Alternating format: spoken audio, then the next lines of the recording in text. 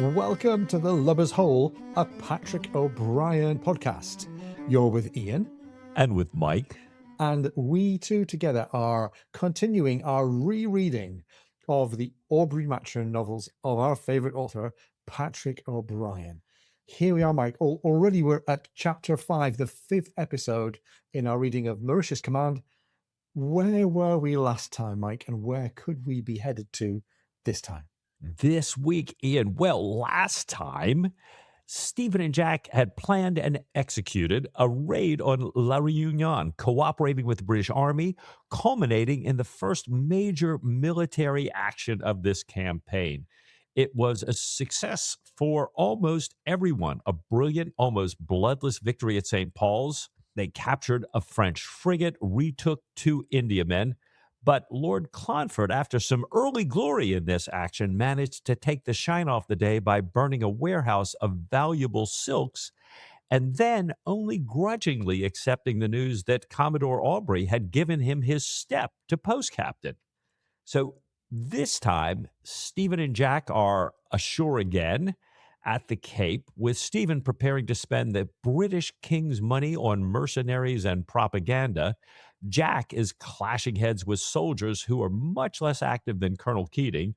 Killick is anxious about meeting the ghost in the bread room, and all creatures, great and small, are at risk from some stormy weather. Very good. Mike, lots to talk about in this chapter. Let's make like we're going to grab a glass of wine. Maybe not the Admiral's Right Diamant of the Year 1 like we had a couple of chapters ago, but something close. And let's get into it. Like you said, Mike, we've just come off the incredible high of Jack Aubrey's successful raid on St. Paul's. The squadron is back for restore and refit at the Cape of Good Hope in South Africa. And instead of riding the wave of momentum like you could think, actually the narrative, surprise, surprise, starts to shift gear into something, frankly, more frustrating for our heroes, right? It really does, Ian. Jack's victories made Admiral Bertie a very wealthy man, without his having to do much more than tell Jack, go in and win. Mm-hmm. And Bertie, now entitled to 1/12 of this massive haul of prize money, he's sitting there thinking about a new stables for his castle, dreaming of his baronetcy that his wife so desires. And we get a little foreshadowing that's a long plant with a payoff perhaps much later, as Bertie's talking about, he's actually kind of questioning Stephen Maturin. What kind of guy is this? And Jack's telling him all of Stephen's laureates. And he says, well, you can't be too safe with these politicos. After all, I always say you must take a long spoon to sup with the devil. And we'll ask you to remember that one. We'll come back to that much, much, much later here. So, in the meanwhile, speaking of supping, Bertie throws a lavish feast of lobsters for Jack, followed a week later by a governor's feast in which they eat every kind of African game imaginable. If there's a kind of a buck or a hartebeest or a wildebeest or a different beast, they're probably serving it up at the governor's here. And this already sounds like a recipe for indigestion for poor old Jack Aubrey. He chomps his way through these endless heavy banquets. Meanwhile, though, Stephen Maturin is operating in a completely separate sphere. This is a very common scenario for us, right? Jack is hobnobbing with the folks in red coats, and Stephen is in some back room somewhere cutting up something or dissecting something. Actually, on this occasion, Stephen's in an upper room of the government printing house. So it's not nature and zoology, it's propaganda that Stephen's involved in. He and the governor-designate, Mr. Farquhar, and his secretary, Prote, are busy preparing some seditious material, I guess you'd say, Mike? Well, they really are. They're working on this propaganda that they plan to distribute on the islands. And we'll come back to some of what's going on here. It's a great, bizarre historical Easter egg. But first, let's think about this propaganda initiative because it has a fascinating echo with O'Brien's personal history, a history that the first time we went through this was pretty obscure. I mean, it's been obscure for a long time to the world, and we hadn't done all of our reading into the life of O'Brien. But Before 1945, the man we know today as Patrick O'Brien was actually Richard Patrick Russ. That's right. And under that name, Richard Patrick Russ worked for the Political Warfare Executive during World War II. This was a British clandestine body, small, obscure little part of the British government, part of the Foreign Office, I think, that was created to spread propaganda and undermine enemy morale from London while the UK was at war, at this time mainly in Europe, but all over the world. And the Political Warfare Executive was devoted to what is called black propaganda. I hadn't realized this. There are different kinds of shades of colors of propaganda. Black propaganda is material that is designed to appear as if it originated within the enemy's own ranks. So it's not obviously from the outside. It's meant to look like it came, in this case, from within Germany. And Russ, as he then was, O'Brien, as he's known to us now, worked in the French section. And his task was drafting fake news and leaflets and pamphlets that mimicked the tone of disgruntled German soldiers or Vichy officials to sow the seeds of doubt and desertion. And while he was doing all of this, O'Brien also worked in the London Library, which sounds like it would be an academic place to hang out. In fact, it was a strategic hub for researchers from the Political Warfare Executive. And he spent his days scouring continental newspapers and historical texts to look for references so that the black scripts, the fake news that he wrote in aid of the war effort, would come across as factually convincing and idiomatically perfect. Nice. Nice. You might say that Russ or slash O'Brien's skills in using research to create convincing and authentic but fictional narratives were going to come in very useful a couple decades later. Absolutely. By the way, O'Brien's not the only British writer of that generation who had at least glancing contact with this particular function, this particular outfit during World War II. That's another question for another time. As we said, Mike, in 1945, Russ changed his name to O'Brien, effectively burying his past. And you could say that wartime service was the bridge between two very different lives, his life pre-war and his life post-war. There's a lot more to find out about the Richard Russ life that was left behind by O'Brien. And you'll have heard all about it if you've listened already to our in-depth interview with Dean King, or if you've read any of the biographical discussions. If you haven't, and you're interested, then check it out. Meanwhile, let's get back to this strange Easter egg. So Governor Designate Farquhar is holding forth on what he calls the poetry in the law, contrasting the rigid French legal code with the illogical poetic side of English customary tenure. And although you might not guess it from the complicated language here, he's saying he likes the quirky weirdness of ancient English law. There's a legal concept that he's talking about called petty sergeanty, and there is what is a real historical custom from the manors and landholdings of the settlements of West and East Enbourne in Berkshire. And Farquhar explains that at that time, in those places, under these local bylaws, if a widow lost her inheritance by being detected in what is called amorous conversation with a man, she loses what is termed a francus bancus, a free bench. That's the word for her inheritance. She can win her inheritance back by going through this very, very specific ritual. Ian, this was a fascinating conversation here. I mean, and all brand new to me. I'm not this whole idea of petty sergeantry and kind of, like providing minor things to the sovereign in order for your kind of land grants and what have you, and handing this down. I didn't know about it. And certainly the poetry I didn't know about either. Tell us some more about this. Well, the idea was that in order for a widow who had been keeping company with a gentleman whilst still in her unmarried state, in order for this widow to re-win her lands inherited from her husband, she had to ride backwards into the manor court, riding a black ram, reciting a bawdy poem. And the poem is given here in the text. Here I am, riding on a black ram, like a whore as I am, and for my crinkum crankum, I've lost my binkum bankum. And for my tail's game, am brought to this worldly shame. Therefore, good Mr. Steward, let me have my lands again. Now, The rhyming structure's not perfect, but this does stand up. This is not something that O'Brien made up. I don't think anybody's tried to go through this process lately in English law, but it's one of those really ancient, weird customs. And it's funny and it's quirky, but there's a little bit going on in the background here that's worth digging into a bit deeper, wouldn't you say? Ian, I do. And this may be a bit of a stretch here, but there's this conversation about black rams and also a comment by Farquhar's secretary about personable young widows here. His comment says there may be a significant statistical relationship between the number of black rams suffered to reach maturity and that of personable young widows, says Oh, Prote. And I'm like, okay, hold on a minute. For me, I'm thinking, this we just a couple of pages earlier had this description of Bertie's dinner for Aubrey.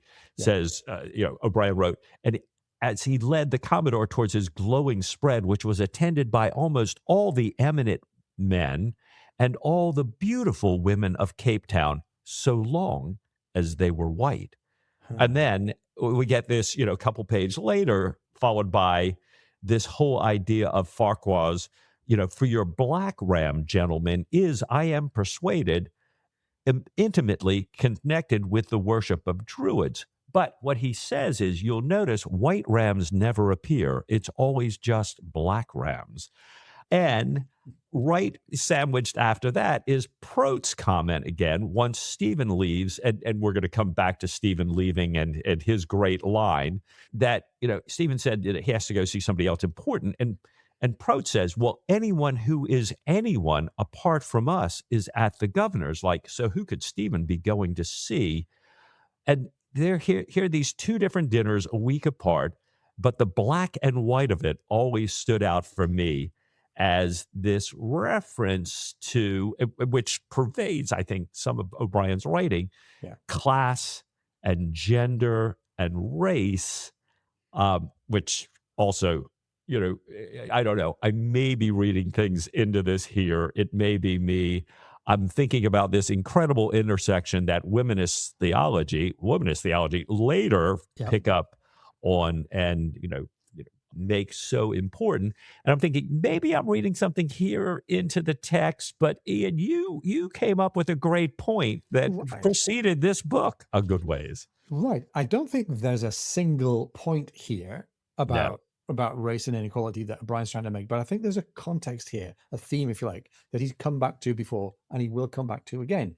We knew as far back as Master and Commander that this place, Cape Town, was where young midshipman Jack Aubrey had smuggled a young black woman aboard. She was called Sally. He smuggled her aboard and hid her away in the ship's cable tier. And forgive me for the slight spoiler here, there was a result from this relationship, which was Jack Aubrey's illegitimate son. So even if O'Brien's not making a specific connection to race in the passage, it's territory that he's talking about. And remember also, he's had advice and a deep correspondence with his friend Mary, who's living in Cape Town at this time. At a time, I just can't help when we think about this, this kind of coming together of racism, sexism, classism. Yeah. And I think about, O'Brien and the Before the Mass people. And when we're going to get into Aubrey versus Clonfert, I thought, just fascinating. And I kept thinking, you're reading too much into this, Mike. But anytime O'Brien's made a key point that's kind of serious, we can always find out because he puts a little exclamation point of humor, which he does right now. Yeah, exactly. Now, here's the humor. Farquhar, in his complete pedantry, like he's a really nerdy guy. He's so nerdy, he makes Stephen Maturin look quite normal. And starts connecting black rams and druidic worship. And Stephen excuses himself, saying, I must wait upon a being that is eminent for precedence. And Prote takes this completely seriously. He thinks it must be some local dignitary.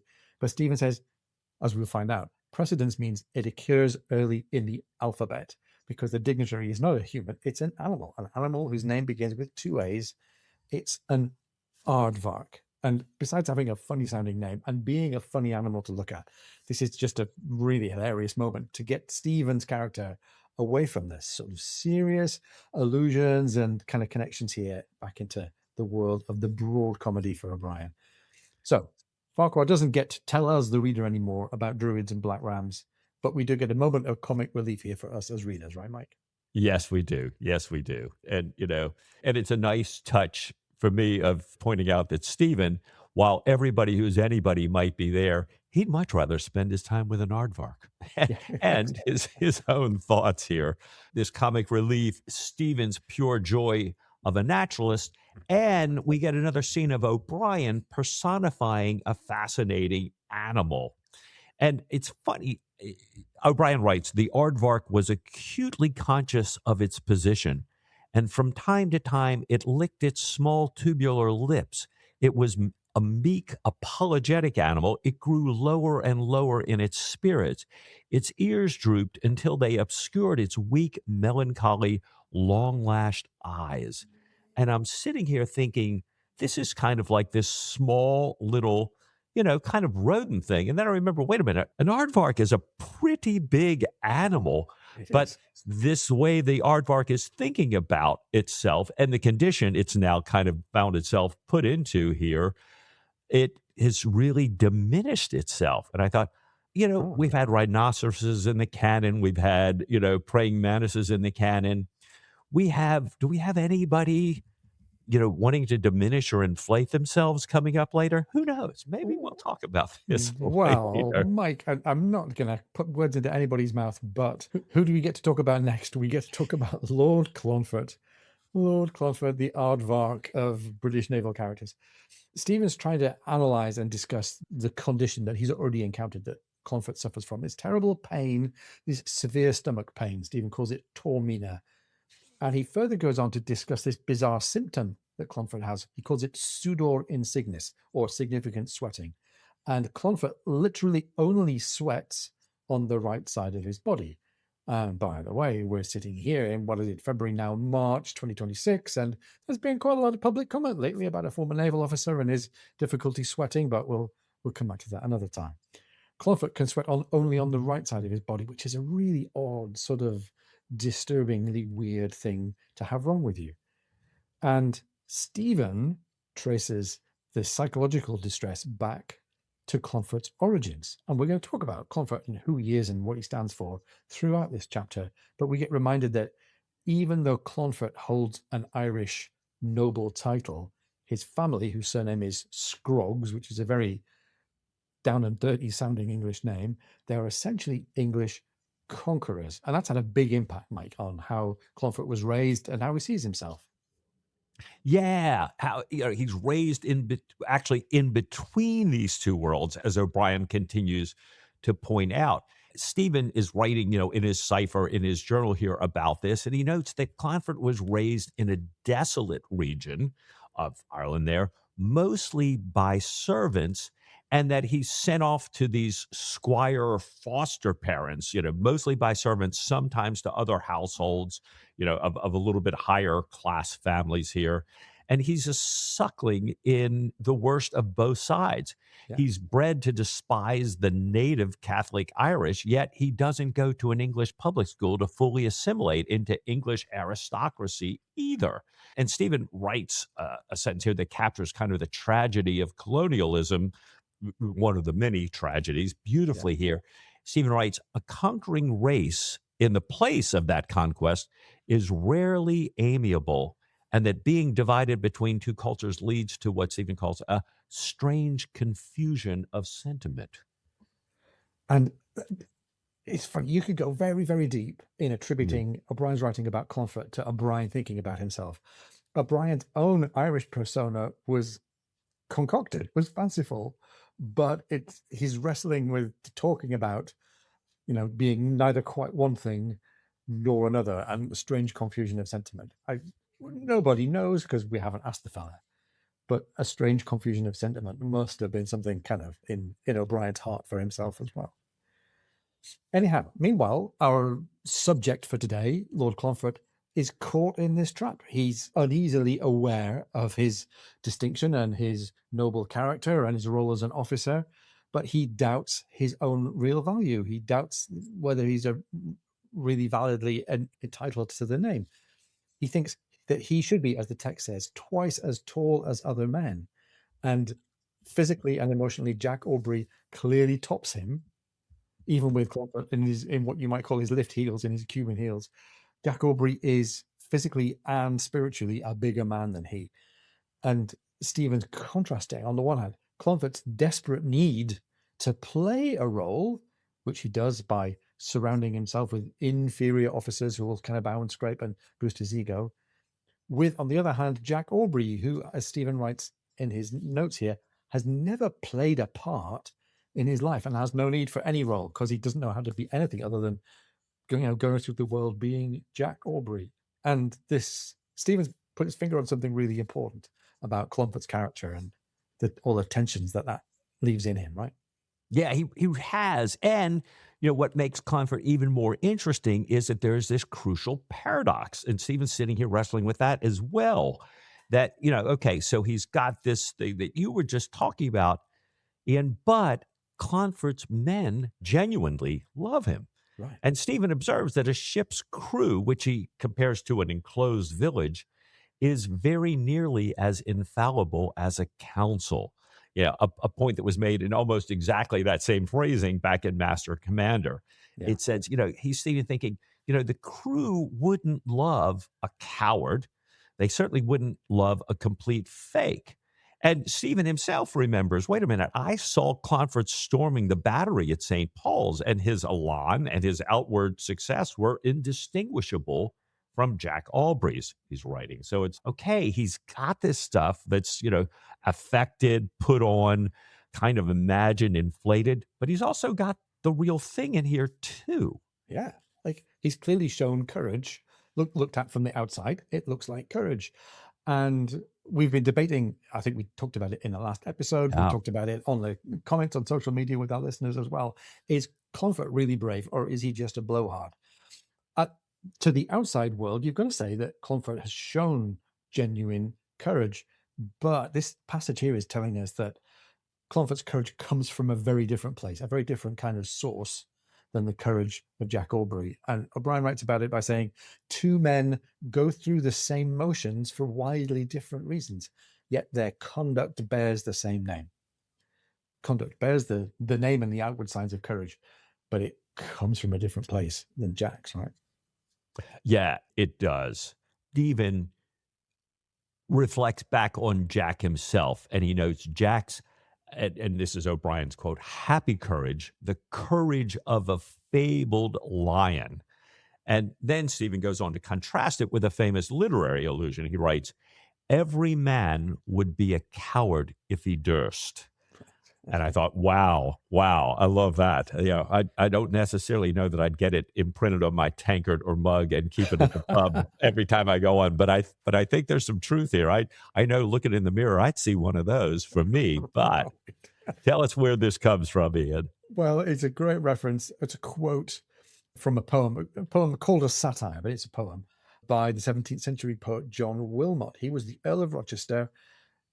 Stephen, the fictional Stephen Maturin, would probably know him from Wilmot's work having been quoted and paraphrased in Samuel Johnson's Lives of the Eminent English Poets.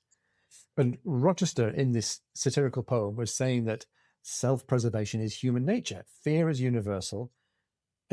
He's basically mocking Enlightenment thinking and reasoning. He says men are too weak and impulsive for reason really to be the dominant force in human life. The poem, therefore, is actually quite un-Stephen-like. It mocks rationality and philosophy and enlightenment. The poem says it's a mistake to see man as being very different from any other animal. And that's pretty damning, I think, when it comes to understanding what picture Jack and Clonfert paint to the outside world.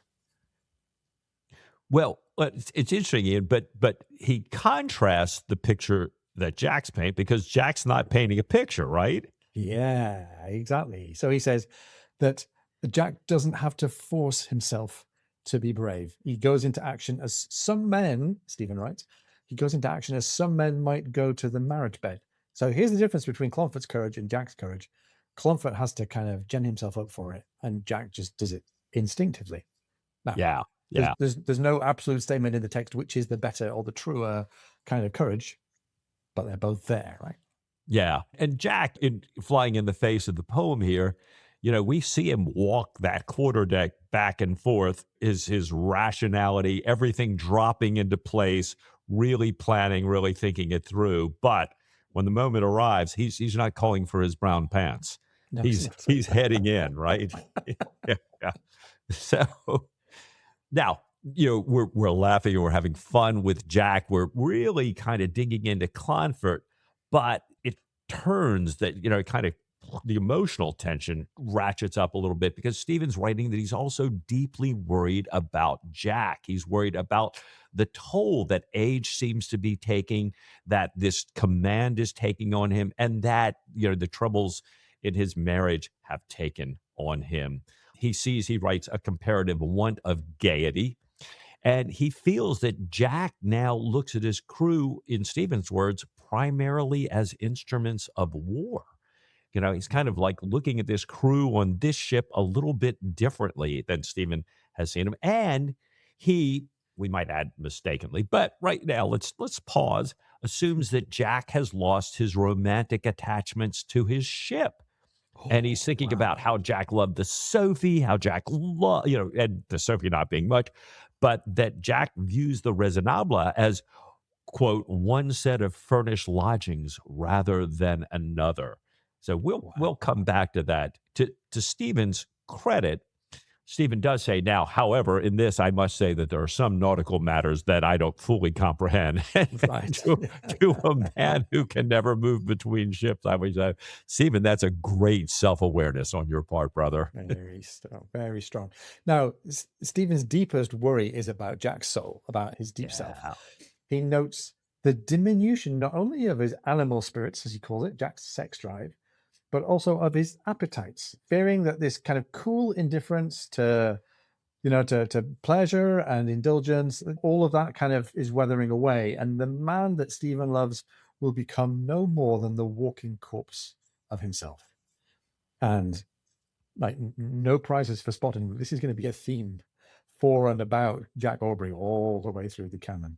Yeah. Now, having described Jack Aubrey as potentially, in the worst case, a walking corpse of himself, who should walk in, Mike, at this point? But yeah, the walking corpse himself. Well, it's interesting, Stephen hears some sounds, the bosun's call, the clash to arms, and he knows that whether it's the man or the corpse, he's coming. So Stephen sands his ink off to dry it off, quickly closes his journal, and is standing there as this walking corpse bursts into the room, looking terrible, bloated with rich food and wine, his eyes red, exhausted from this 20-mile carriage ride.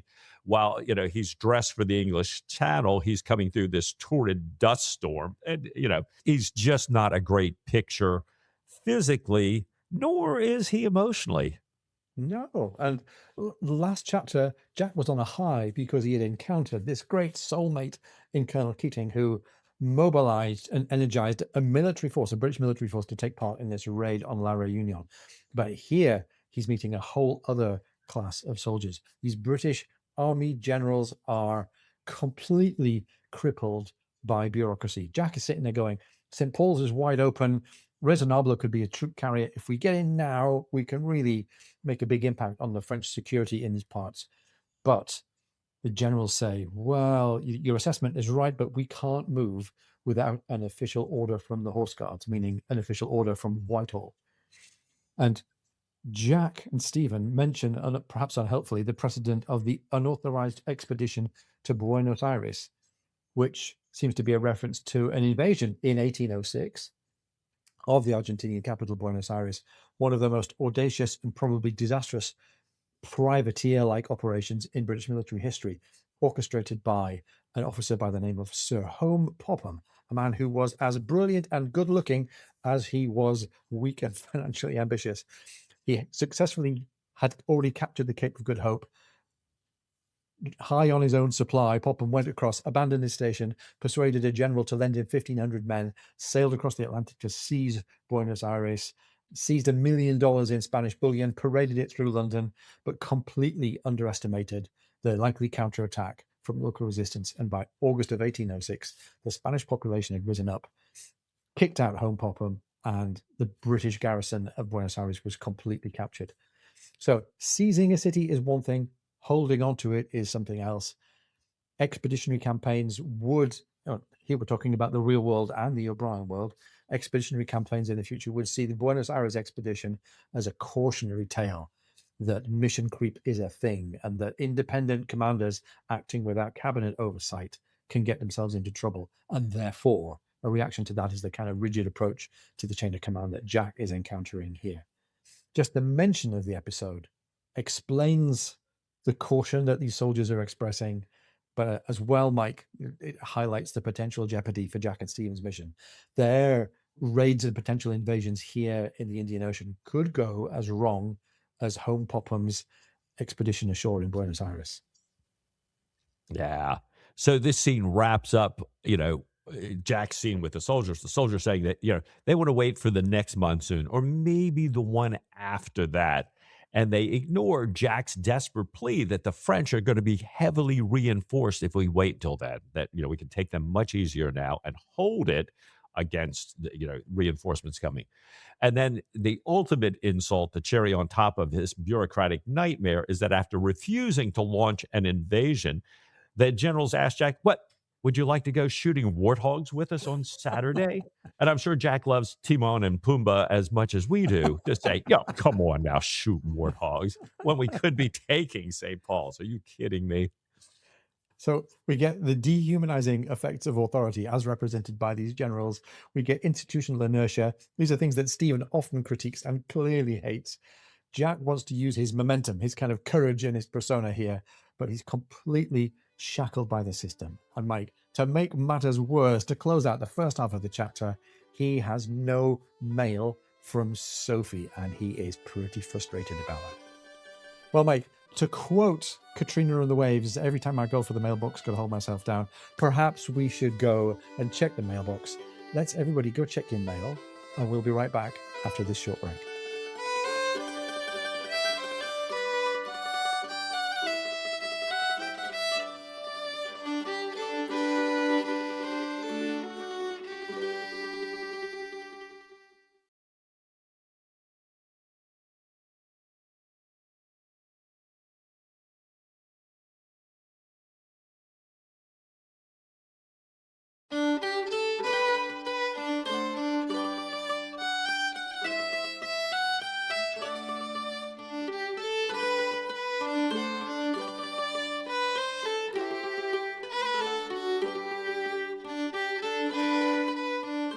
All right, so I hope you're all walking on sunshine out there as we rejoin our story. Throw it back to Katrina and the Waves. You should ask Ian next time you're having a pint with him about the real Katrina and the Waves story behind that here. Love it. So, Ian, let's, with that great reference, let's take a moment to go to our mailbag here. Absolutely. And, get a little feedback from listeners.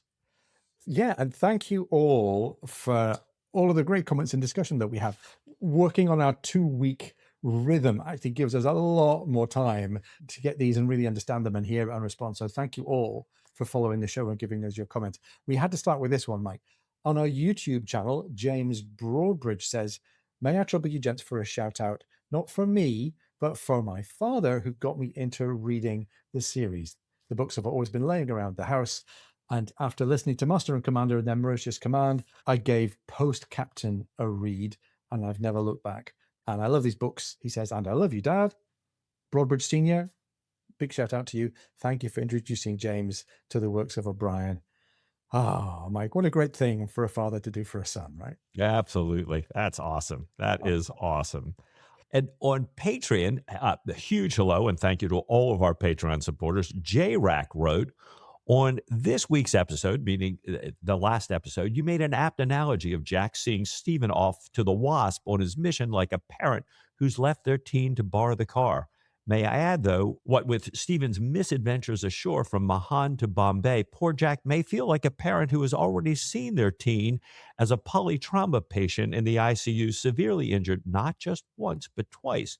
No wonder he couldn't eat or sleep until he knew Stephen was okay. Amen Oh, to that, J-Rack. Yeah, yeah, we're with you. Too absolutely. true. Now, don't forget, you too, like J-Rack, can be in our Patreon community. If you're not already, then please know that by supporting us on Patreon, you get ad-free episodes of the show, you get bonus content by signing up to give us your support. And we love to engage with all of you on our Patreon as well. Go to patreon.com/lovershole and you'll find us there.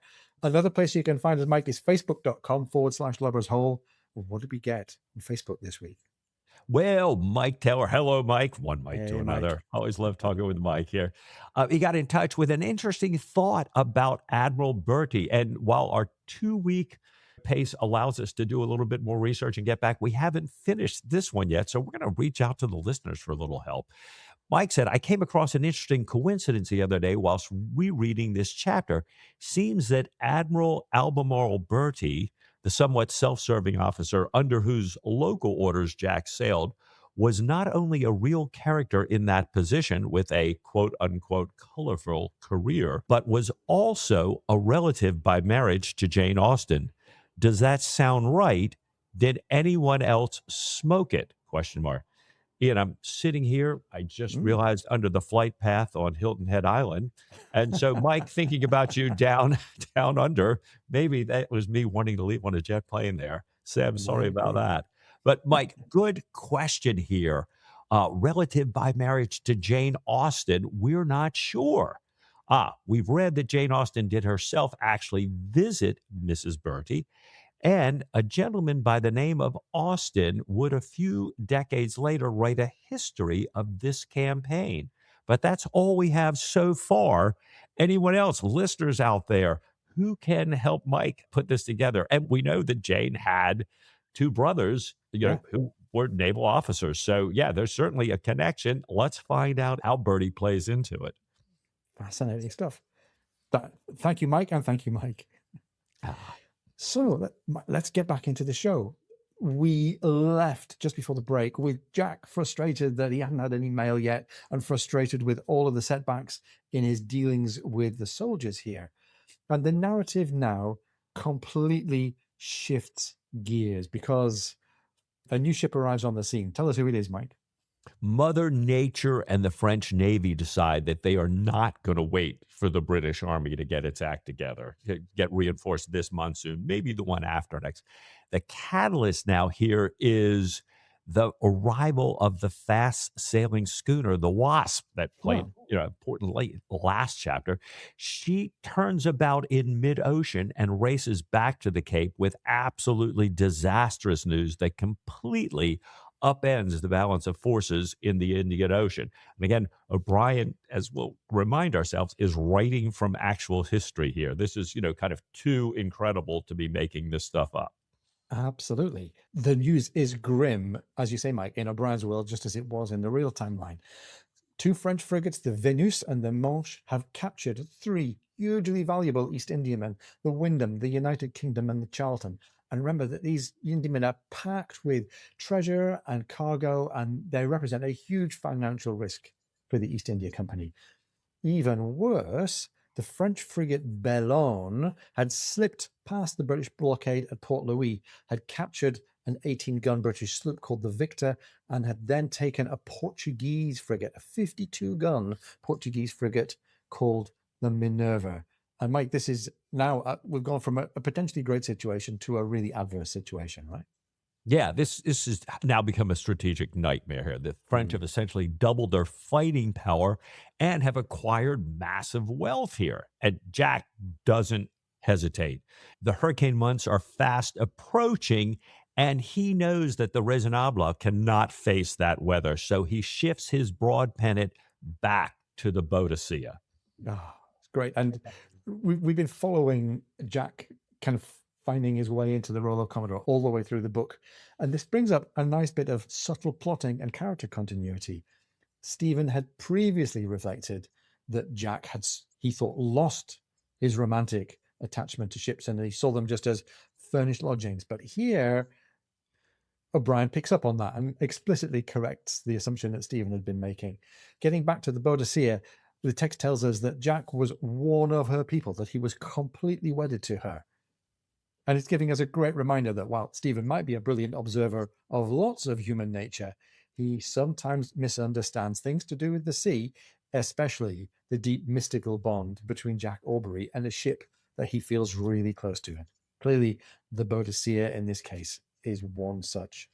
And to his credit, though, Mike, Stephen has the self-awareness to acknowledge that there are seaborne, shipborne things that he doesn't quite understand. Yeah, absolutely, Ian. Stephen, a little bit of self insight here. And we also have a comment too. Stephen had said earlier that, Jack was viewing these men as an instrument of war on the Raisonnable. But clearly we're back and we get this great writing from O'Brien, how Jack knows all these people and the people know and love him, and how, there's no problem with Elliot, with Jack coming aboard. And in fact, that Elliot was the one that had a little bit of a problem earlier after Jack had left, because everybody on the crew was saying, the Commodore does it this way and the Commodore prefers this. So yeah, we're back in our lovey huggy. This is the Jack and the relationships we know and love. And it is the Jack we know and love. So Jack drives the Boadicea eastward to hunt down the French. He's thinking, okay, if I can get there fast enough, maybe the French cannot consolidate all their forces, and maybe even I'd have a chance to grab one of these prizes back. But in the middle of this tense, urgent chase, O'Brien drops in a perfectly timed moment of naval humor. It's their second Sunday at sea. So Jack is, as custom, in lieu of a sermon, reading the Articles of War to the crew, which was his standard practice, as I say. And it's a solemn occasion, right? The men all have to toe the line on the deck there. They're standing perfectly still. Jack takes up what O'Brien calls his loud, official, comminatory voice. But when he reaches Article 29 of the Articles of War, which prescribes hanging as a punishment for the crime of sodomy, Brian notes that it always made Spotted Dick and other midshipmen swell purple from suppressed giggling at every monthly repetition. So we've got kind of giggling, nudge, nudge teenagers. So sodomy, that's funny. It's a great detail. We've got the juxtaposition between the seriousness of the Articles of War, the tension of the chase, and somebody with an unfortunate nickname like Spotted Dick try not to laugh at the mention of same-sex relationships. It's just pure O'Brien. Right. and even more so because this whole scene is undercut and interrupted by yet another thing that comes along, right? Yeah, and we see this in other books in the canon, that right in the middle of the service, the lookouts spot two ships, and they turn out to be the British frigate, the Magician, under Captain Lucas Curtis, accompanied by the Wyndham, one of the captured Indiamen that Curtis had already managed to retake. Right. Now, this is a bit of good news in the context of all the reversals that we've just heard about, but it does come up with a bit of a setup for future jeopardy. Curtis explains that he had chased the French frigate Venus as far as Mauritius, but he had to stop because the Venus was towed right in under the guns of the Ile de la Passe. Stick a pin in the name of Ile de la Passe, right at the entrance to the haven there. This is the critical plant, I think. Jack had agreed that Curtis was right to back off from the situation. Following the Venus into Port Southeast would have meant throwing away the Magician. It would have been sacrificing the ship. And Jack, knowing the area well, reflected the fact that there was this long inlet guarded by the strongly fortified Ile de la Passe, by batteries on either side and at the bottom, and even more by a tricky winding fairway fringed with reefs. And anybody who's read any of the kind of near shore exploits of Jack Aubrey knows that a winding fairway fringed with reefs is a place where Jack Aubrey's been in the past and been in danger. O'Brien's quite carefully laying out the extreme hazards of Port Southeast, completely, truly from the historical record, like you've said, Mike. If it should so happen that a battle happens here later, we've already got some idea of what the hazards are awaiting maybe one side, maybe the other. Yeah. the ship's had a little bit of violent movement here in the thing, and Jack is walking back in the cabin, and Stephen apparently was working with this big chest of gold pieces, and they've spilled out all over the deck. And Jack is walking in kind of amazed at these things, looking at all these things, and Stephen is sort of saying, "Hey, lend a hand here. Quit leering at this stuff and help me pick this up before they all drop between the cracks here."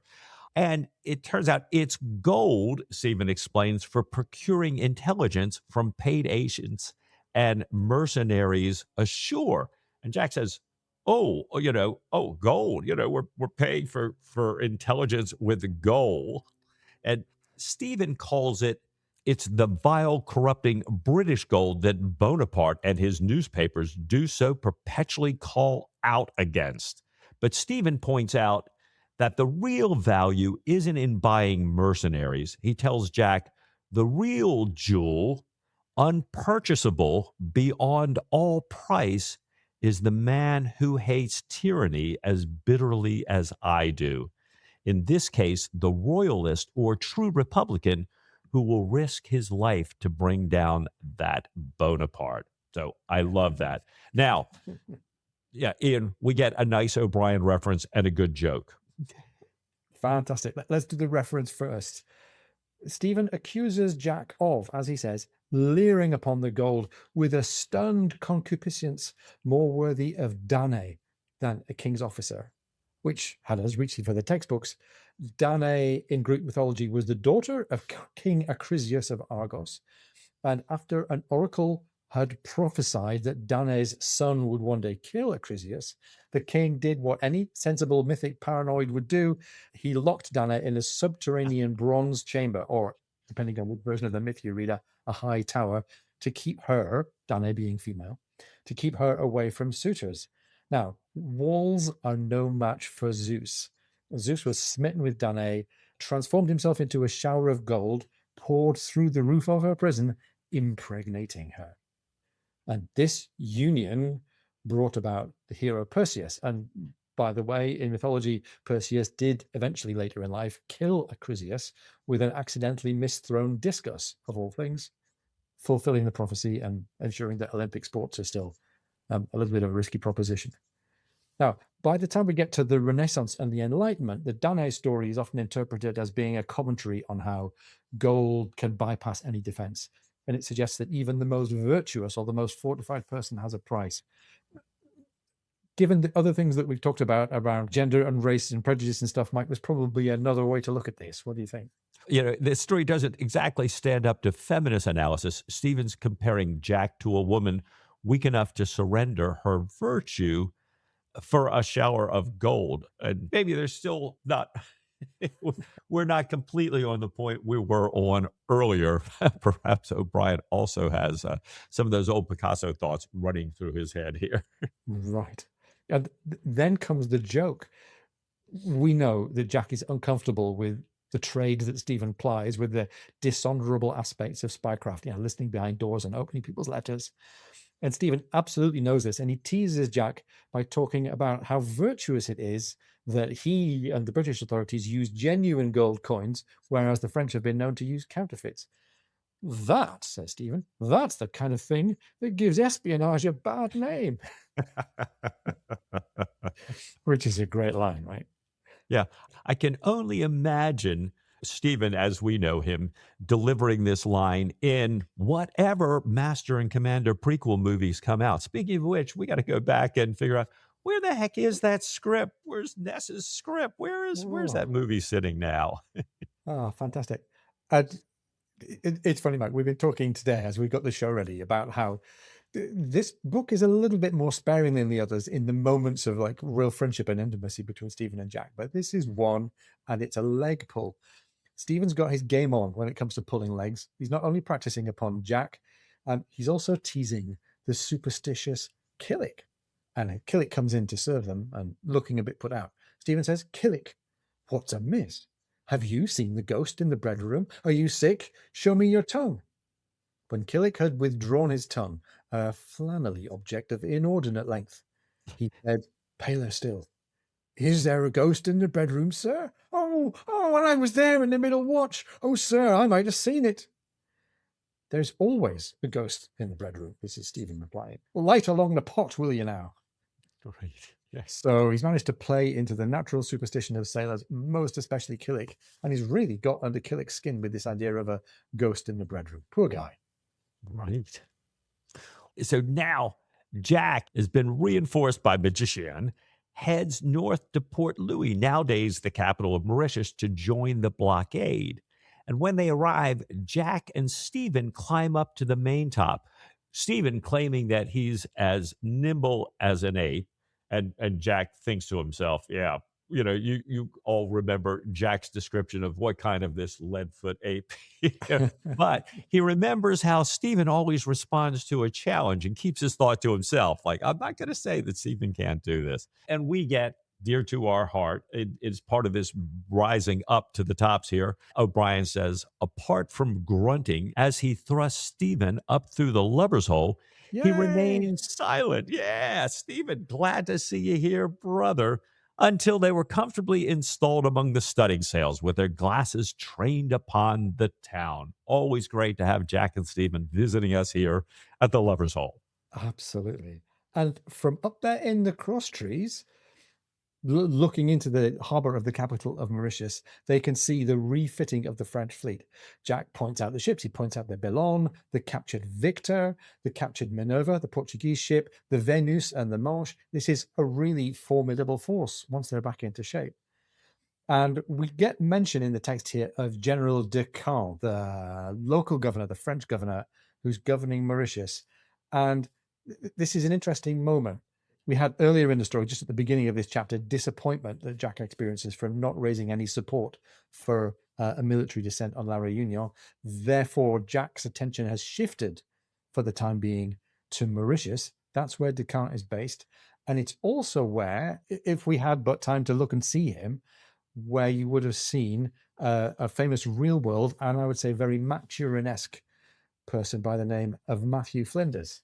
Now, Matthew Flinders was a British naval officer and hydrographer and surveyor. He had circumnavigated and surveyed the whole coast of Australia. And on his way back home with all this new hydrographic information and studies of Australia, had arrived in Mauritius as a result of a desperate gamble. The little ship, the Cumberland that he was in, had been forced to seek repairs after a storm. They'd gone ashore in Mauritius. He had a passport issued by the French authorities, which he thought would have let him get a refit and then move on with safe conduct. But the passport didn't mention the name of the ship, the Cumberland. This was a technicality. Put that together with the zeal of General Charles Decamps, put that together with Flinders' own personality, which was apparently a bit prickly. This routine stop for supplies and help after a storm turned into an imprisonment on the island of Mauritius for Flinders, lasting 6.5 years. Wow. Now, you could say, was it fair? Was it right for Decamps to suspect Flinders?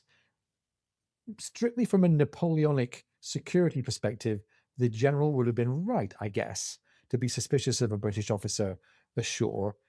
Flinders' journals, we know afterwards, we know that they contained entries about the military potential of various ports. He took notes about the comings and goings of the various ships. We know that he was a dedicated hydrographer, so he was good at studying and surveying stuff. He was a naval officer poking around using scientific excuses. He must have looked suspiciously to Decamps like a pre-invasion reconnaissance mission. Flinders has always maintained that that was not what he was about. And there's no evidence that the British authorities were hoping for any kind of intelligence from Flinders. But like we say, Decamps was a bit paranoid. And as O'Brien fans know, the line between a naturalist or a scientist on the one hand and an intelligence officer on the other hand is thinner than the thinnest sheet of vellum. And Flinders, with his awkward personality, refusing to dine with Decamps and keeping his distance, really only sealed his fate. He was seen as an enemy of the state, seen as a potential spy, basically locked away from society, kept on remote farms on the island of Mauritius. And like we say, 6.5 years in prison. Wow. Wow. Jack and Stephen, they're sitting there. They've got all the French force, some of it in a little bit battered condition here, the Venus in particular. Jack's hoping, if I can get them to come out now before they get concentrated, I may have some chances. But he realizes they're not going to come out unless he tricks them. So he's going through all his ruses to try to get them to come out. And he tells Stephen that it looks like a steady blockade. And he uses a great naval allusion. We used to call it polishing Cape Sissie in the Mediterranean. And that's a reference to the grueling, endless blockade of Toulon from Jack's time serving under Nelson. That polishing, the constant sailing back and forth, keeping the ships bottled up in port there. Yeah. So it's gone from being a sort of swashbuckling expedition to potentially a bit of a boring blockade task here. That's enough of a problem all by itself for Jack Aubrey. He hasn't just got the problem of the blockade and the French. He's got the problem of his captains. Remember that we still have this oddly assorted bunch of captains under Jack's command. We have Captain Pym of the Sirius and Lord Clonfert of the Otter, together part of the blockading force. And he has to call them back aboard the Boadicea and demand, how come you let the Bellone slip past you? And the conference between these men here is pretty miserable. Jack complains to Stephen afterward that Clonfert and Pym had sat there like a couple of cross dogs, answering short and glaring at one another. And another glimpse here, Mike, of the burden of high command for Jack. He isn't just fighting the enemy. He's managing all these egos and rivalries in his squadron. So he does what Jack does best. He throws a dinner party, and it's quite a big deal, right? Yeah, it really is. It's a 400-pound turtle and a saddle of mutton served in a humid and 99-degree cabin. Boy, I can't even begin to imagine. That is a lot of food, and it seems to work. Like, it seems to have the effect that Jack hoped for. Pym becomes good-natured enough and drinks wine with Clonfert. There's an interaction between Clonfert and Stephen. Clonfert winds up the dinner talking about his exploration of the local coast, mentioning how he's got this black pilot that he can use to guide him into local inlets. And this is all sounding pretty good. But Mike, Clonfert's local knowledge and his reliance on the black pilot are going to be important to us later in the book. So let's kind of stick a pin in that and remember that for later on. What do you think? Yeah, I think so too. So we end this section with the squadron intact, but facing an incredibly strong French force safely tucked away in port. And there's a rare moment of musical connection for our two heroes. And this was so good to me because we just don't have in this book many of these moments, And, Jack's kind of said to Stephen, all right, right now, Stephen's got all this intelligence stuff going on. Jack's got all this commanding stuff going on. We've got all this stuff with the French force right here. And Jack is saying, Stephen, can't we kind of go back to the way it used to be just for tonight? And take it away here. This is music. This is always your forte. It's great. Jack says, do you know, while you were away, I transposed the Corelli for violin and cello. And by the way, we've got no idea which Corelli piece this would have been. He transposed some Corelli piece for two instruments into a new piece specifically for violin and cello. So without knowing what the original piece was or what key it was, we can't even guess. But we know that they really love Corelli. We know that the music, that music in particular, and music in general, has played a huge part in their relationship on the pages of these books. And it's, like you say, Mike, it's a rare and precious moment that they get to sit and play together for just a few hours piece. The music, it says, tied them back to what seemed a very distant past, one in which no Commodore secretary with his heap of papers had to be kept away for a few hours piece. Nice. So music has helped. Turtle meat has helped, not for the last time in this chapter. And it's time to start the blockade, right? Yeah, we're blockading. We've got this sort of grinding game of patience. As Aubrey has said, always a damned awkward business, this blockading.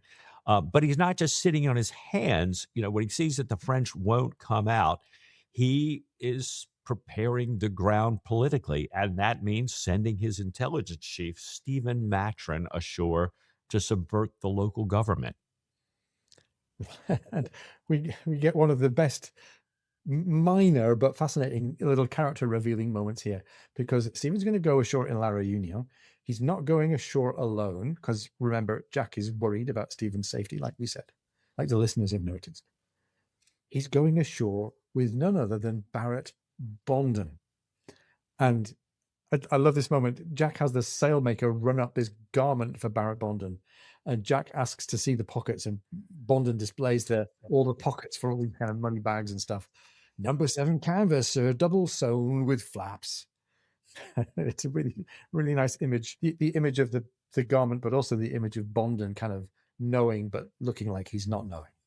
And we remember from earlier in this book, Stephen with a roll of banknotes in his pocket and how Yeah. inept he was and where it was and everything else. And now Stephen with all these bags of gold. No. Bonden's going, and Bonden's loaded up. He's got this jacket on. And we love, as you were just alluding to, Ian, Bonden's reaction. The moment he takes possession of this massive spy fund, O'Brien writes that Bonden's face assumes a, quote, glassy, know-nothing look. Yeah. And he extinguishes the gleam of intelligence in his eyes. And this, I think, Ian, as you've said, perfectly captures that lower deck survival instinct, knowing exactly when to play dumb for the officers or anybody else that happens to be around. It's great, isn't it?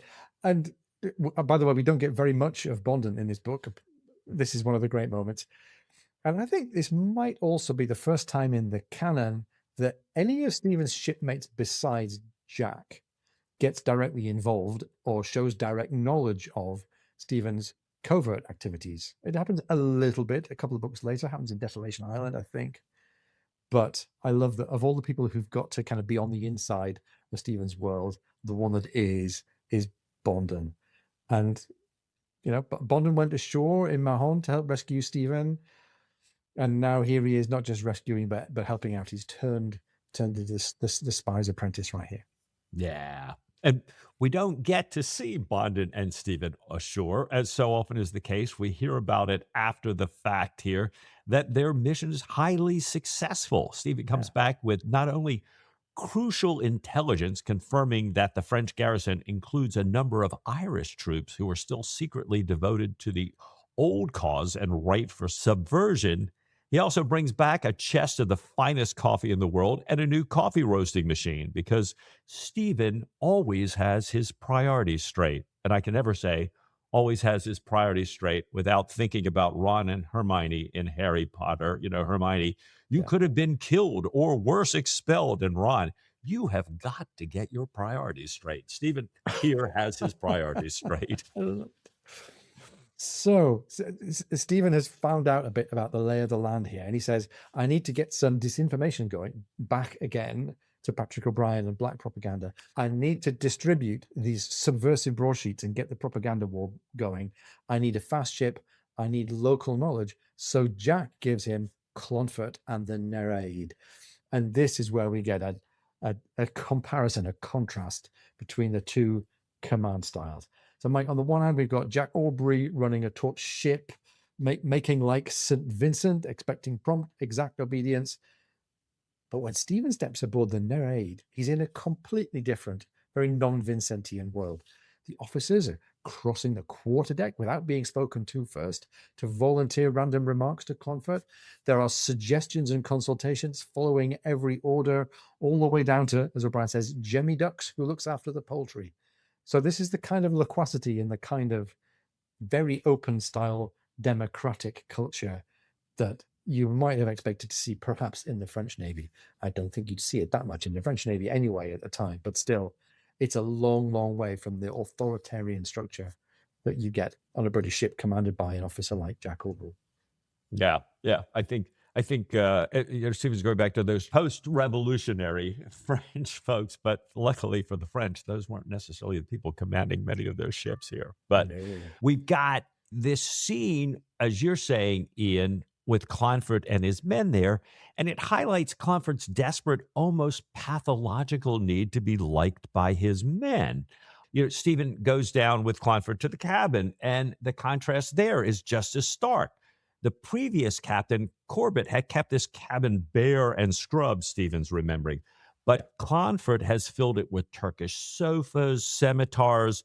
It's sort of a mosque lamp, a hubble bubble. Stephen describes it as looking as, quote, as though a brothel had moved into a monastery. That's a good line. It's a Wow. very good line. And we don't only get the vision of the place, we get a vision of the man who has made the place. So Clonfert has got these two large mirrors. He calls them pier glasses. And he paces backwards and forwards, and Stephen can see that at each turn, Clonfert glanced at his reflection with a look of inquiry, doubt, and complacence. So absolutely, no, the name Narcissus is kind of banging away in our brains here because he is a narcissist. He can't escape his own gaze. He constantly checking to see if he's successfully playing the role. And there's a kind of Hitchcockian vibe about this. How far does the play acting extend, Mike, as the day goes on? They go to dinner. And, I think Stephen, who's favorably disposed to Clonfert, even there, it's starting to rub thin a little bit because Stephen just watches Clonfert with this outright lying over and over again.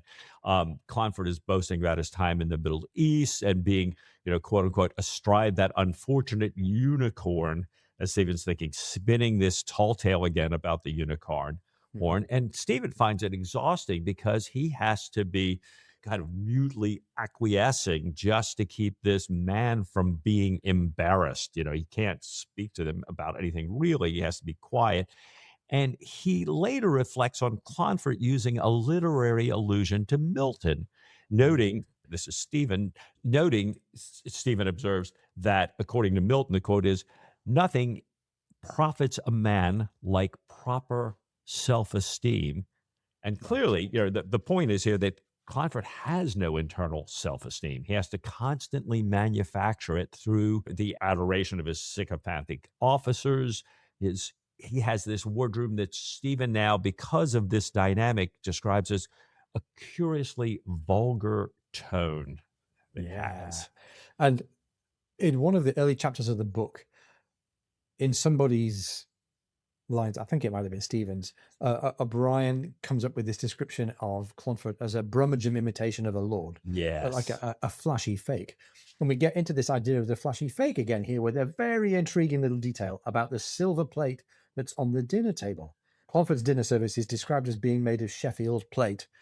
And back in the days before electroplating of silver, this was a cheap alternative to getting hold of solid silver. This old Sheffield plate process was about fusing a sheet of copper and 2 sheets of sterling silver in like a sandwich. It was apparently invented in Sheffield in the 1740s. And the giveaway at the time was if you had this cheaper Sheffield plate silver dinner service, you would notice it from this bleeding through of the copper base material, especially at the edges and joins where there would be wear. And I love this as a metaphor for Clonfert. He wants to be highly regarded like a silver officer, but his character, his nobility, his self-esteem, his courage are second-rate manufactured substitutes for the real thing. And Stephen can, it's almost like we can see the copper at the worn edges of the dinner plate. Stephen can see the underlying character of Clonfert at the worn edges of his character as well. Yeah. And I can't help but thinking back to Stephen, telling Jack about the Irish lords, because this dinner plate is Clonfert's family silver. This has got his family crest. It's got his family name on it. So it's Clonfert and the whole family, these Irish lords, perhaps. Yeah, here we're seeing it around the edges. It's a tragic setup. It serves as a massive plant about Clonfert that clearly we'll come back to. But O'Brien doesn't let the narrative get too bogged down in gloom. The blockade drags on through Christmas into New Year, and we get one of those classic hilarious nautical details to break up the tension. Yeah, the turtle incident, the second turtle, but the first thing that you call it the turtle incident, right? The midshipmen have decided that they want to push the boat out almost as much as Captain Aubrey had done. They get hold of a 200-pound turtle, a green turtle, for the gunroom feast. It turns out to be the wrong kind of turtle altogether. The meat cooks down, renders down into this unedible glue. Everyone who eats it ends up pissing emerald green, and described with relish by O'Brien. He loves gross body humor. He loves to gram that with characters, especially people like the midshipmen. And alongside all of the high-minded naval strategy and the psychology, there are just hungry sailors stuck on a boat, eating any old thing, trying to turn it into a decent meal. Everyone's phrase about livestock in the Aubrey Maturin canon is, can it be et? Can it be it? That's Turns out, right. Mike, in this case, the answer was not without some discomfort. Yeah, that's why there is a ghost in the bread room, always. Exactly. Because we're just this side of starvation here. We've wrapped up these lighter moments of Twelfth Night and the midshipman's disastrous attempt at this feast. But again, the tone of chapter 5 shifts violently right after. We find Jack down on the floor. He's opened up the bottom of his chronometer and he's, kind of looking at this thing, trying to think, what's going on here? He's thinking that this thing is not working, clearly not working. And clearly, this is in airplane disaster movies, the pilot reaches over and taps the altimeter going, it can't be working. Oh, crap, it turns out it is working. I am about to hit the mountain. He unscrews the bottom shield of this barometer, thinking it must be broken. But the quicksilver, the mercury in the barometer is so low. He says it's lower than I have ever seen it in my life. And Jack tells Stephen to seize the day. Carpe diem, Stephen. You may not get another cup, so grab yourself coffee while you still can. Stow your bones, he says, in the safest place you can think of. We are in for an uncommon hearty blow. And Stephen, like always, is trying to be not fazed by this and just ask a more dispassionate question, right? Yeah, he says, with clinical curiosity as usual, if this pretends a hurricano. And Jack confirms this, and O'Brien shifts us immediately into high gear nautical preparation. They desperately win 40 miles of sea room to avoid a lee shore. Jack wishes he could get a lot more. He has all the guns double breached and browsed up against the side until it groans and the top gallant masts are struck down on deck. The storm canvas is bent. It's a brilliant buildup of dread under a seemingly, at the moment, pure and innocent sky. Right. And we know O'Brien loves his sky, right, as a visual metaphor for what's going on. And the sky is transformed. As the storm hits, we get a really great bit of visual writing. The curved white line racing across the sea with inconceivable rapidity, a mile in front of the darkness. And when this wall of air and water hits, the Boadicea is thrown right over on her beam ends. And O'Brien describes how the distinction between up and down completely disappears. Now, Mike, O'Brien has written descriptions of life aboard a ship in a life-threatening storm before. So maybe, we know what's happening with Jack and the hawsers and the water and the lookouts and all that stuff. So he takes us into the world of Stephen Maturin and below decks for us to experience the storm with them. He sure does. It's a great scene. It's total sensory deprivation and overload at the same time. It's dark, flying around. Stephen pitches down 2 ladders and ends up lying on the ship's side. And in a moment of pure O'Brien dark comedy, amidst the terror, the ship takes a furious lee lurch, and Stephen shoots all the way across the deck, sliding right through his remaining stock of Venice treacle, ending up on his hands and knees, clinging to a suspended locker. Wow. We've got danger and we've got terror and we've got ick as well. I love that idea of Venice treacle. The ship's fighting for her life. Stephen is down here covered in this sticky medicinal goo. He makes his way to the sick boy, and he and his assistant Carol and the loblolly boy get on with treating the casualties who come down from on deck. We've got cracked ribs. We've got broken ribs. We've got a dead man killed stone dead by a shocking lightning burn. They work on for hours and hours.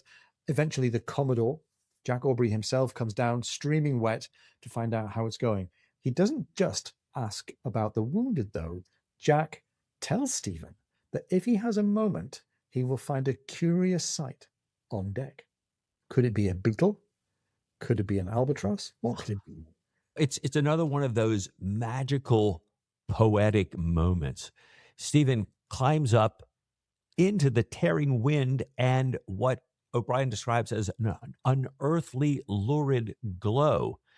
The Boadicea is riding the tremendous seas, her fore and main topmasts gone by the board. But the curious sight is that the quarterdeck and any spot with a slight lee are completely covered in seabirds.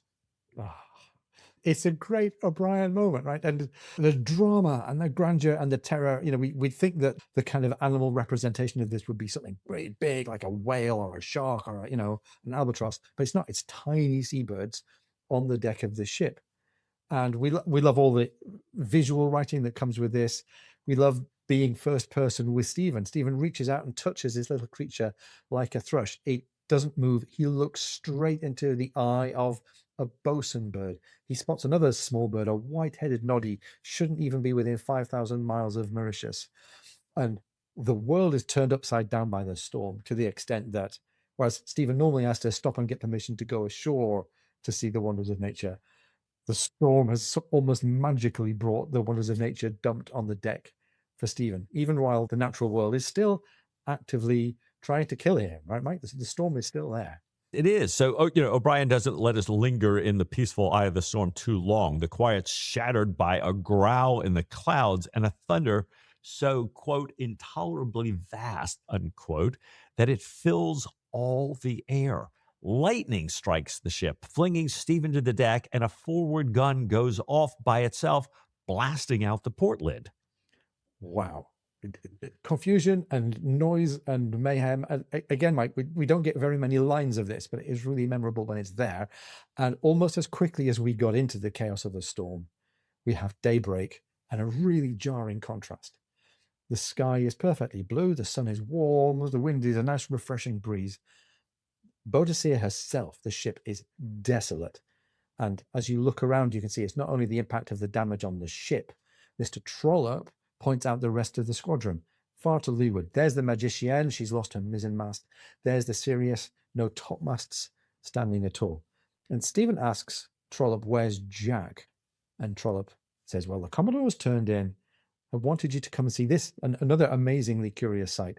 The best bower anchor, the biggest, the heaviest, the forged iron anchor for the ship, fused into a distorted lump of metal by a lightning bolt. And wow. Yeah. What if that had found a person or people or the magazine or the mainmast? Really stark reminder of the power of the forces of nature. Yeah. And I love how, Jack wants Stephen to say it because he calls it a most amazing philosophical sight. So, like Jack and Stephen both react to all this stuff here. But the jeopardy here is absolute. Their compasses have run mad, they say, because of the lightning strike.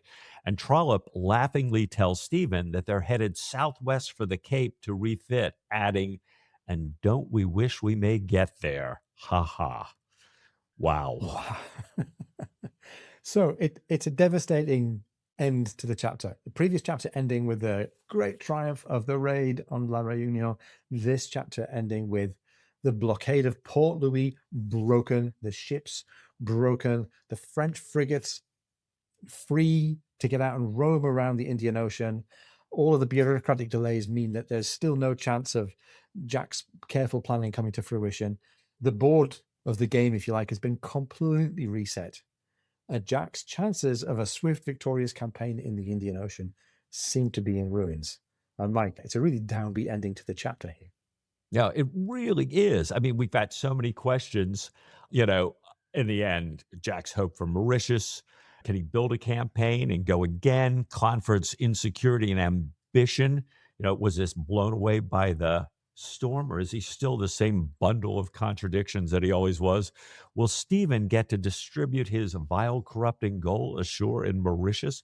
Will Killick finally meet the ghost in the bedroom? Readers, we ask you to please join us again next time for answers to this and many other wonderful questions. And Ian, I've got a question for you. What's that, Mike? What do you say, sir, next time for just a little bit more Patrick O'Brien?